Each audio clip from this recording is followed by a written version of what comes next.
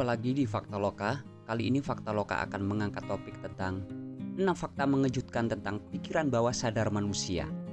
Tidak sedikit penelitian yang menjelaskan bahwa kesuksesan atau kegagalan seseorang sangat dipengaruhi oleh pikiran bawah sadarnya. Kalau pikiran bawah sadarnya terprogram dengan bagus, maka lebih mudah baginya untuk memperoleh apa yang diinginkan dalam kehidupannya.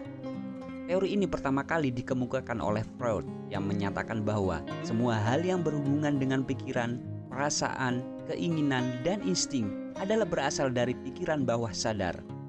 Program bawah sadar ini membentuk kita menjadi seperti apa yang kita kerjakan sehari-hari. Artinya, tiap keputusan yang kita ambil juga dipengaruhi oleh pikiran bawah sadar, mulai dari pilihan menu makan yang kita inginkan hingga cara kita menikmati makanan tersebut. Mulai dari selera musik hingga standar kita dalam menentukan rumah yang layak, dan lain sebagainya. Berikut ini disajikan 6 fakta psikologis tentang pikiran bawah sadar yang penting untuk kamu pahami. Pertama, pikiran bawah sadar terbentuk sejak masa kecil. Di usia 1 hingga 7 tahun, memori otak kita masih mudah untuk menginstal semua hal yang didengarkan dan dilihat dari lingkungan sekitar. Hal inilah yang membentuk pikiran bawah sadar kita di masa kecil. Di usia-usia ini, kita seperti kertas putih yang masih kosong dan orang-orang sekitarlah yang membentuk pikiran kita menjadi seperti apa. Jika di masa kecil kita sering mendapatkan sentuhan dan perhatian dari orang tua, maka pikiran bawah sadar kita membentuk mental yang positif. Sebaliknya, jika sejak masa kecil kita kurang mendapatkan perhatian dari orang sekitar, maka pikiran bawah sadar kita akan membentuk mental yang lemah dan kesepian. Apapun yang kita terima di masa kecil, semua itu membentuk pola yang menjadikan sosok kita seperti apa. Sehingga di usia dewasa sekarang ini, kita bisa memprogram ulang pikiran bawah sadar sesuai apa yang kita inginkan dan menghapus program lama yang berdampak negatif bagi diri sendiri juga orang lain. Kedua, pikiran bawah sadar mengontrol 95% kehidupan sehari-hari. Apakah kamu menyadari setiap tarikan dan hembusan nafas setiap waktu? Setelah kamu hafal setiap fungsi pada tombol keyboard, apakah kamu menyadari setiap gerakan jari di atas keyboard saat kamu sedang mengetik? Inilah bukti kalau 95% aktivitas yang kita lakukan sehari-hari dikontrol oleh pikiran bawah sadar. Setiap memori yang sudah terekam dalam pikiran bawah sadar dapat membuat kita bergerak dan melakukan apapun secara otomatis.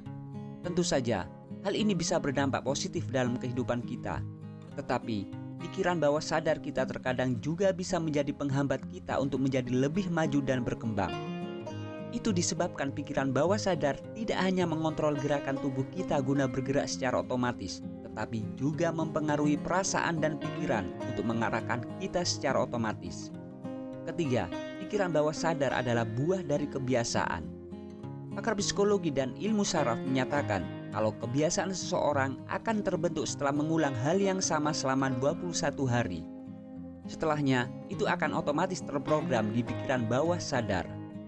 Jadi, kalau kamu ingin menjadi orang yang rajin membaca, maka paksakan saja dirimu untuk membaca apapun minimal 1 jam sehari selama 21 hari.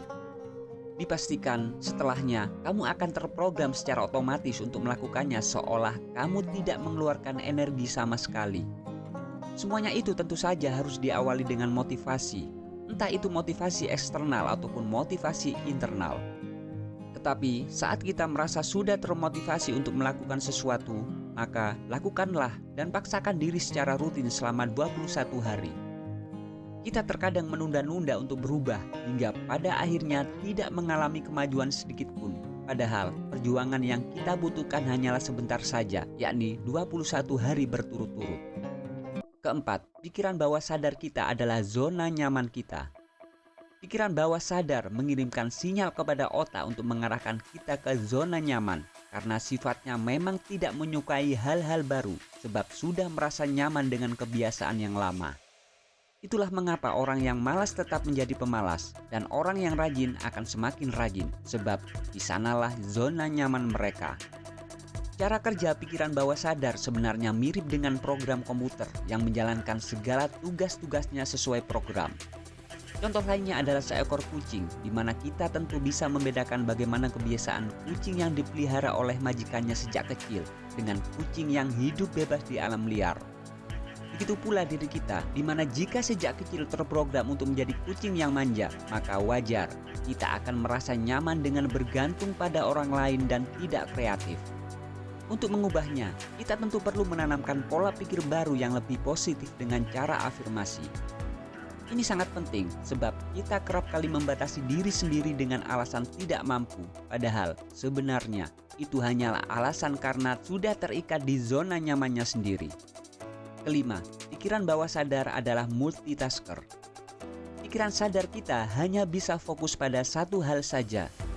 Artinya, saat kamu merasa bisa melakukan multitasking, itu sebenarnya kamu sedang menggunakan pikiran bawah sadar. Secara fisik, tidak mungkin bagi kita untuk merasakan dua hal sekaligus, seperti merasa marah dan senang dalam satu waktu. Tetapi, dengan adanya pikiran bawah sadar, kita menjadi lebih mampu untuk melakukannya secara bersamaan. Contohnya, saat kita berada di tengah keramaian, saat mengadakan pesta ulang tahun dan bersenang-senang, tiba-tiba kita melihat sesuatu yang memicu munculnya memori dari pikiran bawah sadar, sehingga mendatangkan perasaan sedih atau murung. Disinilah pentingnya kita untuk belajar tentang mindfulness, yaitu konsentrasi dengan sepenuh kesadaran untuk berada di masa kini, bukan masa lalu atau masa depan. Hal ini dapat membantu kita untuk lebih mengalami segalanya dengan sepenuh hati tanpa gangguan dari emosi-emosi masa lalu atau kecemasan tentang masa depan. Keenam, pikiran bawah sadar tidak memiliki filter.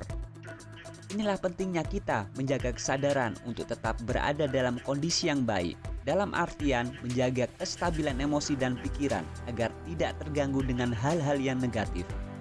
Sebab bagaimanapun kita berusaha berpikir positif menanggapi setiap hal, atau bagaimanapun kita berusaha untuk mengabaikan hal-hal negatif di sekitar kita, semua itu tetap saja akan diserap secara otomatis oleh pikiran bawah sadar. Saat kita mendengarkan orang-orang di sekitar kita membicarakan hal negatif, mungkin kita bisa saja berusaha berpikir positif saat itu. Tetapi secara tidak sadar, semua hal yang kita lihat dan dengar telah masuk secara otomatis ke dalam pikiran bawah sadar kita. Inilah mengapa saat kita mendengarkan curahan hati tentang kesedihan orang lain, maka setelahnya kita merasa ada sesuatu yang berbeda dalam diri kita. Mungkin kita merasa cemas, sedih, dan bahkan takut. Hal ini karena pikiran bawah sadar kita tidak dapat memfilter hal-hal apa yang seharusnya ia serap. Untuk itu, jagalah mata dan telingamu untuk hal-hal yang positif saja supaya jiwamu tetap stabil. Itulah tadi 6 fakta mengejutkan tentang pikiran bawah sadar manusia.